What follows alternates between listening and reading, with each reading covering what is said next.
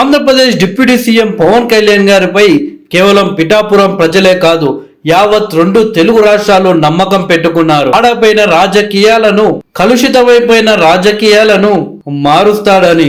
రాజకీయాలు అంటే దోచుకోవడానికి అన్నట్లు తయారైన నాయకులకు బుద్ధి చెబుతూ రాజకీయాలకు సరైన అర్థం ప్రజలకు సేవ చేయడమే అని నిరూపిస్తాడని. అందుకే జరిగిన ఏపీ ఎన్నికల్లో పిఠాపురం నియోజకవర్గానికి 2 తెలుగు రాష్ట్రాల నుండి భారీగా అభిమానులు తరలి జనసేనాని కోసం ప్రచారం చేశారు.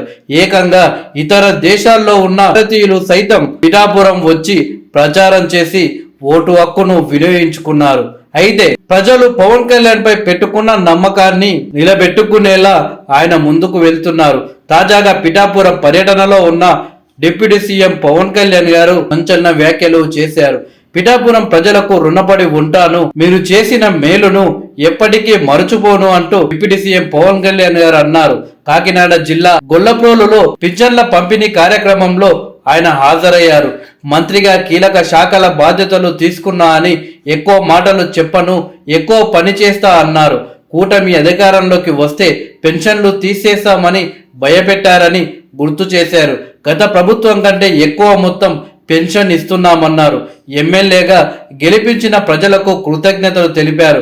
పెన్షన్ల పంపిణీతో పిఠాపురం ప్రజలకు కృతజ్ఞతలు తెలుపుకుంటున్నా అని పవన్ కళ్యాణ్ గారు అన్నారు. పేద ప్రజలకు సంక్షేమ పథకాలు ముఖ్యమని, సంక్షేమంతో పాటు అభివృద్ధి చేయాలన్నారు. గత ప్రభుత్వం పంచాయతీరాజ్ నిధులు దారి మళ్లించిందన్నారు. మాజీ సీఎం జగన్ 600 కోట్లతో ఋషికొండలో ప్యాలెస్ కట్టారని, అది గత వైసీపీ ప్రభుత్వ ప్రాధాన్యత అన్నారు. అదే 600 కోట్లతో ఒక జిల్లాలో పూర్తిగా అభివృద్ధి జరిగేదని తెలిపారు. ప్రతి శాఖలో పారదర్శకత, జవాబుదారీతనం తీసుకొస్తానని అన్నారు. తప్పు చేస్తే తననైనా ప్రశ్నించండి అని ప్రజలకు పిలుపునిచ్చారు. ఓటు వేయకపోయినా ఏ పార్టీ వారైనా ప్రశ్నించవచ్చన్నారు. హంగులకు, ఆర్భాటాలకు తాను వెళ్ళనని పవన్ కళ్యాణ్ గారు అన్నారు. అవినీతి చేయనని ప్రజలకు మాట ఇస్తున్నా, డబ్బు వెనకేసుకోవాలని ఎప్పుడూ ఆలోచించనని తెలిపారు. పిఠాపురంలో 620 గ్రామ సచివాలయాలు ఉన్నాయని, ప్రతి సెక్రటరియట్లో 10 మంది ఉద్యోగులు ఉన్నారని తెలిపారు. గతంలో 4 రోజులు ఇచ్చే పెన్షన్ 1 రోజులో ఇస్తున్నామన్నారు.